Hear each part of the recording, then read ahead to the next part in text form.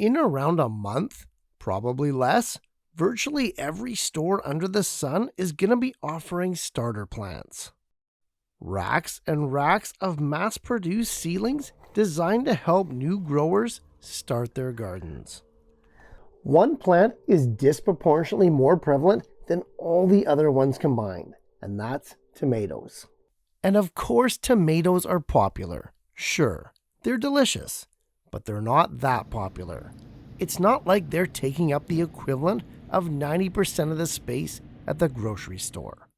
The reason for their overwhelming presence at the store is that tomatoes start well, start uniform, ship nicely, and transplant like no other crop. They are quite literally the perfect starter plant. As such, they're also popular for the home grower to start and plant themselves. Seeds, although becoming pricier in recent years, will always be much cheaper than buying the full plants. Not to mention, we'll have a much larger variety of cultivars to choose from. So today, I've got 8 tips for those of you looking to create your own tomato seedlings this year. 8 things that are going to help you create the strongest tomato plants for planting out in the garden later on this spring. In gardening, as with life, timing is everything. And with tomato seed starting, this is also definitely the case, although that timing is going to vary slightly depending on where you live. For you warm weather growers, you've got some leeway here. Generally, if you start your tomato seedlings about 4 weeks before your intended planting date, you'll likely be just fine. For cool weather growers with finite shortened summers, like I have to be much more defined with our timing. For us, starting our tomato seeds revolves all around our last spring frost date. Find that date for your area, it's different for everybody, and work back that same 4 weeks, and that's the ideal time to start your tomato seeds. We want to plant our tomatoes about 2 weeks after that spring frost date. So essentially, unlike the warm weather growers, we're starting our tomato seedlings about 6 weeks before we want to plant. The extra couple of weeks is necessary for 2 reasons. 1, we want to allow the weather to warm up that much more, and 2, we have to condition and harden off our plants so that they can survive the transition to the cooler outdoors. With the time all mapped out for us, now we need to pick the right variety. One of the benefits of growing from seed, not just tomatoes, is the infinite choice of varieties that we get to pick from. Choose between slicers or beefsteak, grape or cherry. And even within those categories, we'll also have determinate or bush type versus indeterminate or vine type. Pick the tomato type that you want to be harvesting while also recognizing the growth habit of the variety for the space that you have in your garden. Now that we have the planting date set and our seeds all picked out, it's time to finally sow them. To do that, let's look at the soil. Seeding soil is a little different than regular potting soil and a lot different than the random soil that comes from your garden. It's a specialized mix that's light, airy, free of debris and impediments, neutral in pH, and retains moisture extremely well. All things specifically necessary for perfect germination. Now, tomato seeds are pretty vigorous, yes, and they'll sprout in just about anything. But if you're limited on space and limited on seeds, and you want to ensure the greatest chance of success, a proper seeding mix is advised.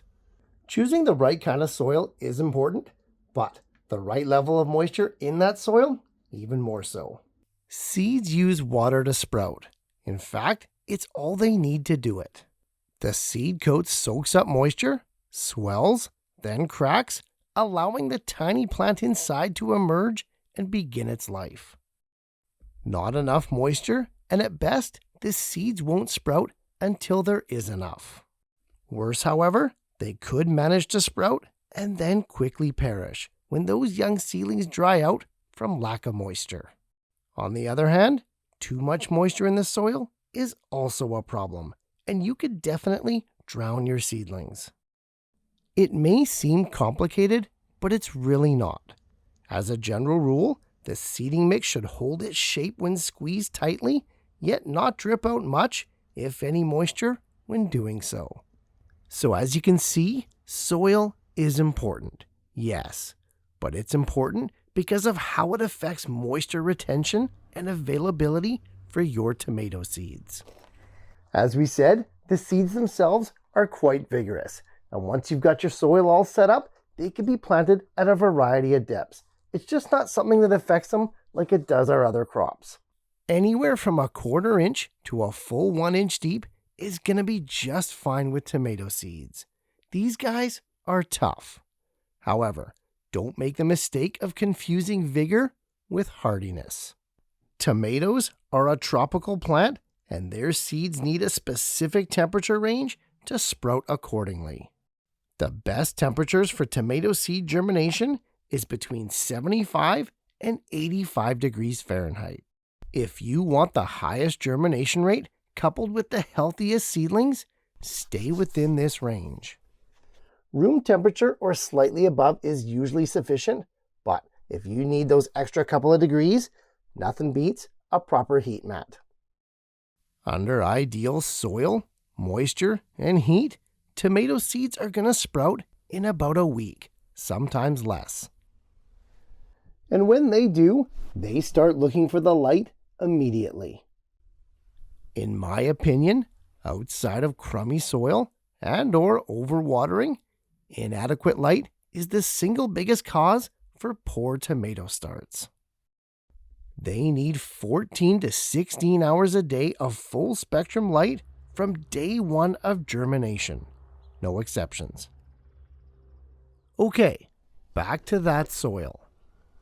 Most of our seeding soils differ from regular potting mixes in that they don't have a lot of nutrition built into them.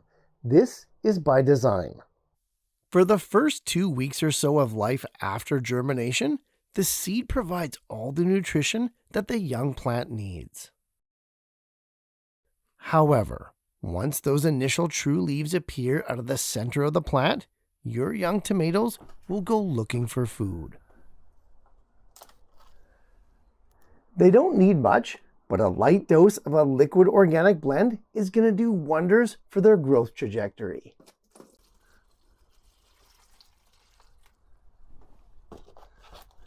When in doubt, just go half strength from what the manufacturer recommends.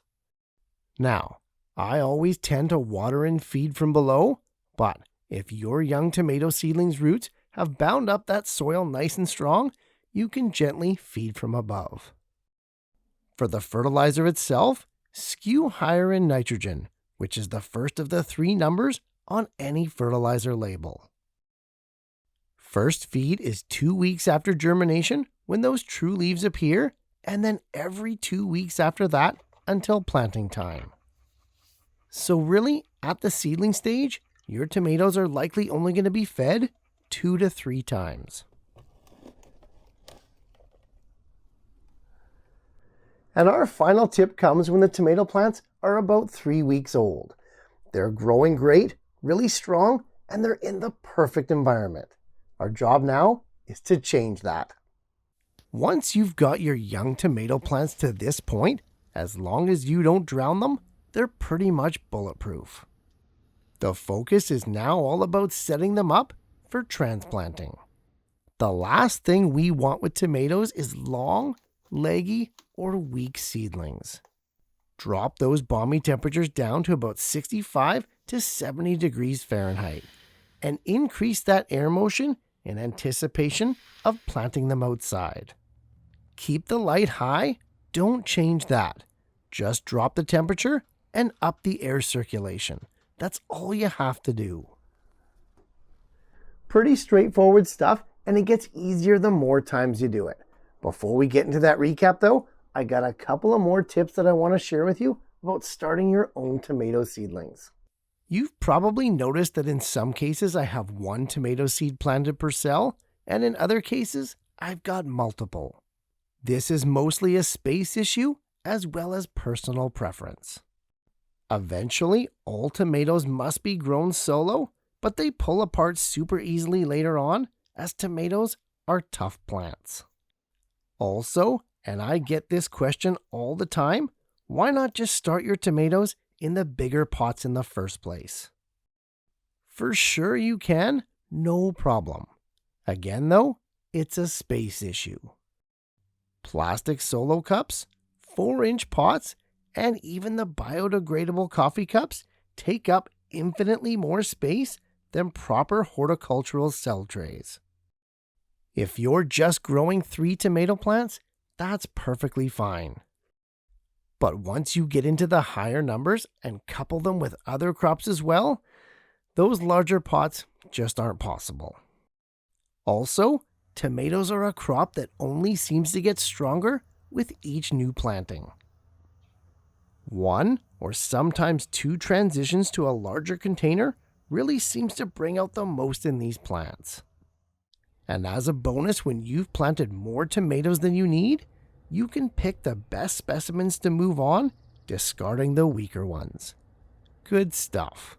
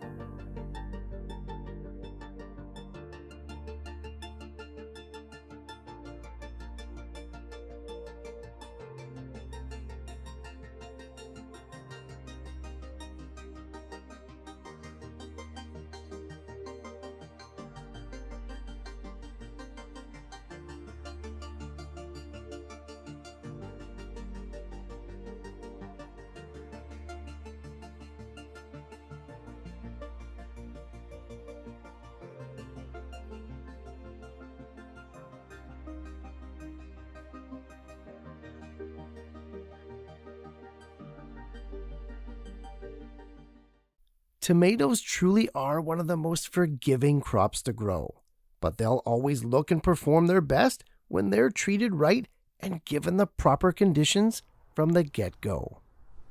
Hopefully these 8 tips will serve you well with your tomato seedlings this year.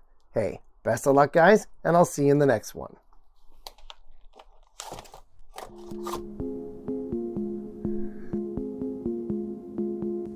Hey, thanks so much for watching guys. I appreciate the support more than you know. And if you're getting value from these videos, please like and share them to spread the word and help your fellow gardener to grow better.